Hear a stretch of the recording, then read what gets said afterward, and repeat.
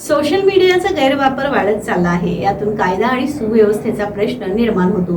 हे टाळण्यासाठी जिल्ह्यात सोशल मीडिया लॅब तयार करण्यात येत आहे.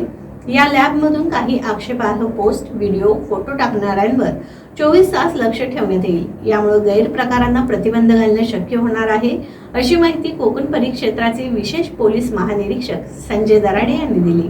आम्ही आमचा गाव आमचा विकास पब्लिकेशन आणि शाश्वत फाउंडेशनच्या वतीनं 8 मार्च रोजी जागतिक महिला दिनानिमित्त महिलांचा सन्मान तसेच पर्यावरण पूरक लिखित ग्रंथदिंडी प्रकाशन सोहळा महासैनिक दरबार इथं दुपारी 3 वाजता होणार आहे. शाश्वत फाउंडेशन पर्यावरण, ऊर्जा, कृषी, शिक्षण, उद्योग अशा विविध क्षेत्रात सकारात्मक चर्चा व्हावी म्हणून काम करत आहे. पर्यावरण संबंधी जनजागृती व्हावी या उद्देशानं या सोहळ्याचं आयोजन करण्यात आलं आहे. जागतिक महिला दिनानिमित्त वारियर महिला सन्मान 2025 सोहळ्यामध्ये आपणास वारियर पुरस्कार देऊन सन्मानित करण्यात येणार आहे. दिंडी गावोगावची या विशेषांकाचं प्रकाशन करण्यात येणार आहे.